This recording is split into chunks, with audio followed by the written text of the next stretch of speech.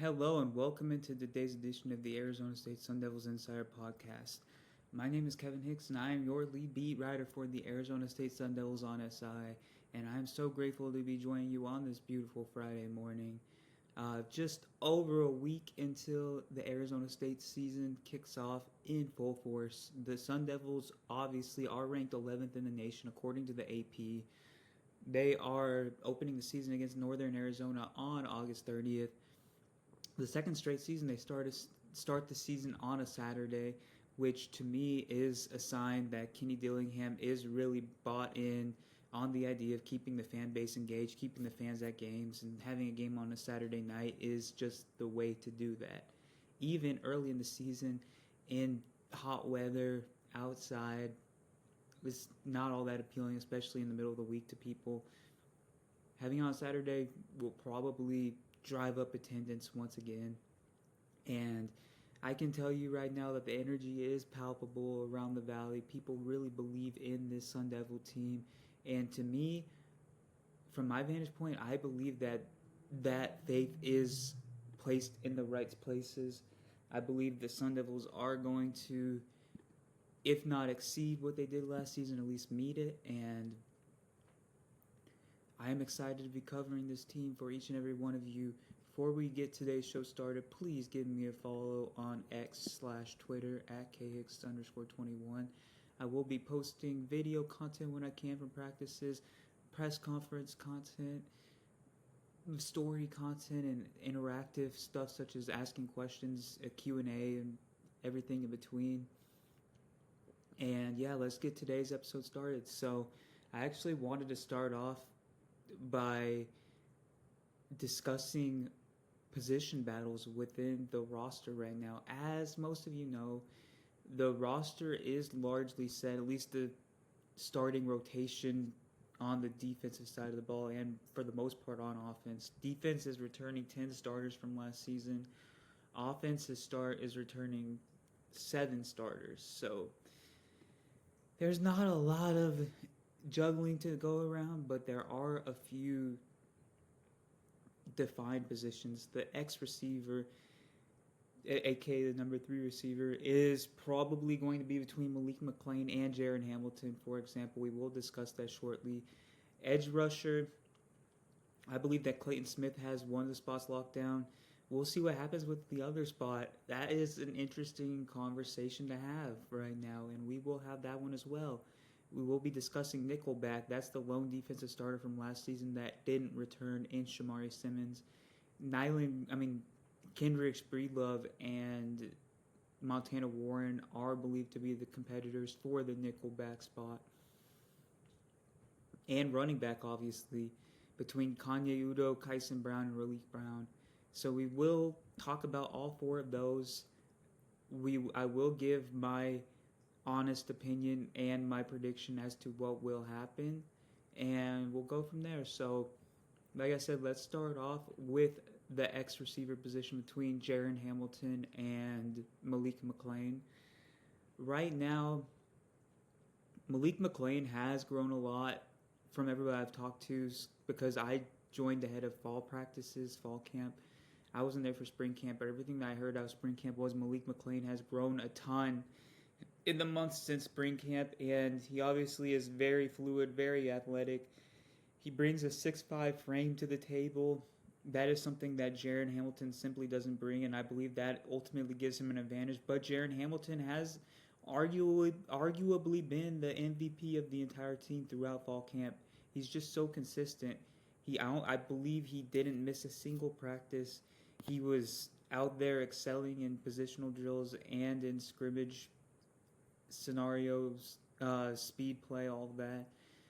And he's much more well-rounded than anyone would have imagined that he is as a route runner, with his release, with his technique, with his hands, with even blocking. There is a lot that he offers, a lot that he brings to the table, and it wouldn't surprise me at all if he ends up starting during the season, if not right away. So you'll be seeing a lot of Jaron Hamilton regardless. But right now, I believe Malik McClain probably has the edge, largely due to his frame. Let's move on to edge rusher. So, like I said, I believe Clayton Smith has one of the spots locked up, and you would think that Prince Dorba would have the other spot locked up. But right now, I'm kind of on the train of PHNX that Anthony Totri, he's been very, very cool at camp. He believes that Justin Watley will be the starter off the edge. And I'm kind of inclined to agree. I think Prince Dorba and Elijah O'Neal obviously factor into that edge rushing group. They're both very explosive and bring their own wrinkle to the game, but Justin Watley has been the defensive MVP so far through fall practices. Obviously, they're done now, but he has been a standout pretty much every single day. He's lost 15 pounds from spring camp to fall camp. He's still as strong as he was previously. He's more explosive. He's more consistent. He's disruptive on virtually every rep that he goes through. And I believe that Justin Watley might end up earning himself a spot in the starting edge rusher rotation. We shall see, but I wouldn't be mad if any of them start. I think that all of them have shown tangible improvement, and all of them will contribute to a great team rush this season compared to last season. Now for Nickelback, Montana Warren and Shamari Simmons. Montana Warren and Kendrick Breedlove in competition to replace Shamari Simmons, who was a major part of the Arizona State defense a season ago. Here's how I'll put it. I think Kendrick Breedlove has probably performed a little better than Montana Warren during fall camp, just from my vantage point. But I believe Montana Warren has a little more familiarity with Brian Carrington and Brian Ward. I believe he has more. I believe he has measurables that are more in line with what they're looking for that spot. And I believe that he will be the starting nickelback. Although I could see Kendrick Breedlove play at nickel. I could even see them doing some mixing and matching between the safeties and corners. I really could. I think there's a lot of versatility and flexibility on this defense, and I think that Brian Ward is very aware of that, and I think that he will utilize that potential to his advantage. We'll see what happens, but there's a lot of depth and talent. That's just what it is. And then lastly, I wanted to finish off today's episode by discussing the running back room.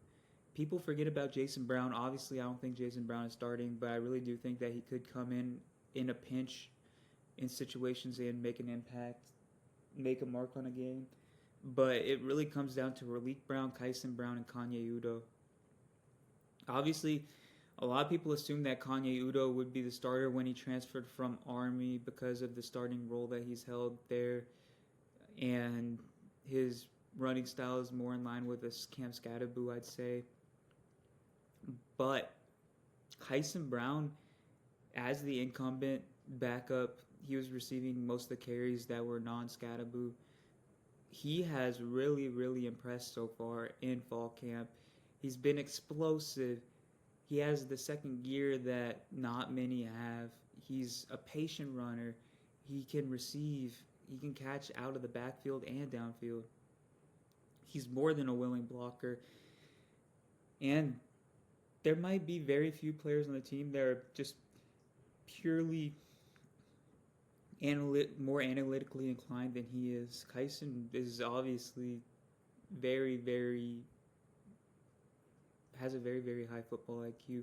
He just knows the game inside and out, and that is probably going to give him an inside track to be the starter. I still believe that doesn't necessarily mean as much as other positions, because I believe that the running backs, the snap count and the touch count will be more evenly dispersed than other positions. But I think Kyson has the inside track, although Raleek has been taking more first-team snaps as of late. He's been very, very impressive. There's a lot of people that believe that he could break out, including me. And Kanye Udo, like I said, he's become more and more comfortable in the system by the day. He has been impressive as well. He's broken a couple of runs over the last week or so of practice. He's been receiving the ball pretty comfortably, and that's a good problem to have if you're Sean Aguano, if you're Marcus Arroyo.